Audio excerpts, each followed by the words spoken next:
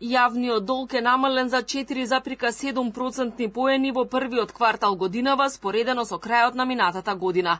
За само 3 месеци јавниот долг забележал пат од 62,4% на 57,7% од бруто домашниот производ, што представува намалување за 36 милиони евра во апсолутен износ. Вкупниот јавен долг во моментов изнесува 9,58 милиарди евра. Државниот долг пак изнесува 8,3 милиарди евра.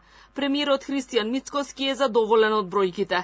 Вели дека оваа влада преку своите политики успеала да постигне најнизок долг во последниве 5 години. Плановите се фискалната консолидација да продолжи, а со тоа и јавниот долг да се сведе на ниво од 50 до 55% од бруто домашниот производ до крајот на мандатот на оваа влада. Имаме ниво на јавен и државен долг во однос на бруто домашниот производ кој што е најнизок во последниве 5 години. Односно јавниот долг е некаде 57,7% од бруто домашниот производ, а додека пак државниот е 50,1%. Како влада имаме јасна стратегија до крајот на мандатот овие параметри да ги сведеме на следниве бројки, и тоа јавниот да биде под 55%, зошто да не и под 50%, а државниот да биде под 45%. Зошто да не и под 40%. Мицкоски вели дека јавниот долг не може да продолжи да паѓа без пораст на економските активности.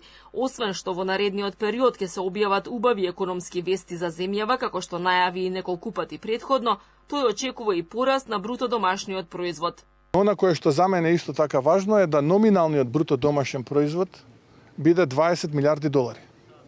Сега сме негде на ниво од 17 милиарди долари за 2025 година.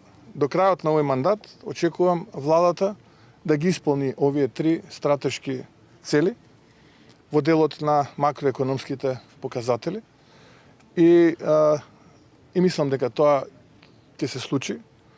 Да не речем сум сигурен, бидејќи како што кажав, во месеците кои што следат ќе објавиме многу убави вести за македонската економија и за македонските граѓани. За министерката за финансии Гордана Димитриевска-Кочовска, ваквите податоци се директна потврда за политиките што ги спроведува владата и траекторијата по која се движи.